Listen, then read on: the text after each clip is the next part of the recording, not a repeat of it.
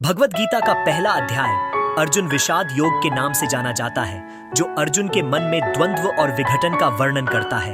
यह अध्याय कुरुक्षेत्र के युद्ध भूमि पर आरंभ होता है, जहां अर्जुन अपनी बाण विद्या को लेकर चिंतित है। युद्ध की ध्वनि और रथ की गति के बीच अर्जुन अपने सामने खड़े रिश्तेदारों और गुरुओं को देखकर विचलित होते हैं। उनकी आत्मा में संघर्ष बढ़ता है, जिसके कारण वह अपनी जिम्मेदारियों के प्रति झंगड़ित हो जाते हैं। अर्जुन के दिल में चल रहे इस उथल पुथल को समझना अत्यंत आवश्यक है। श्लोक 28 में अर्जुन कहते हैं, मय सशम चित्तम अति विवशम, जिसका अर्थ है कि उनकी हृदय की धड़कन अत्यंत तेज है और वह अपनी अंतरात्मा की आवाज सुनने में असमर्थ है। यहाँ पर अर्जुन के द्वारा वर्णित इस मानसिक द्वंद्व को दर्शाया गया है, जो न केवल युद्ध के संदर्भ में बल्कि वास्तविक जीवन में भी हर व्यक्ति का सामना होता है। अर्जुन अपने कर्तव्यों का पालन करने में असमर्थ हैं और उनके विचारों का यह भंवर उन्हें संतान की हत्या के लिए तैयार नहीं करता।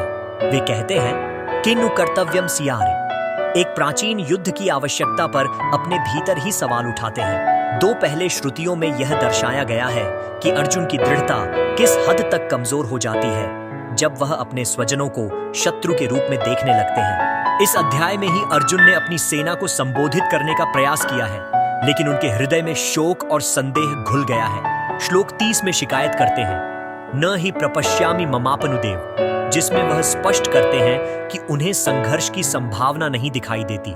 इस प्रकार पहले अध्याय का संपूर्ण भावार्थ यह है कि मानव जीवन में इस प्रकार के संकट आते हैं, जो हमें विचार, आत्मनिरीक्षण और अंततः निर्णय लेने के लिए मजबूर करते हैं। अर्जुन की यह अवस्था हमें यह सिखाती है कि हम चाहे कितनी भी जानकारी या शक्ति रखे हों, यदि आत्मशंकाएं मन में उपस्थित हों तो एक बड़ा निर्णय लेना कठिन हो जाता है। यह अध्याय हमें अर्जुन के मन की गहरी जड़ों को खोलता है, जिससे हम समझ पाते हैं कि सही मार्ग का चयन करना किसी भी संघर्ष का समाधान है।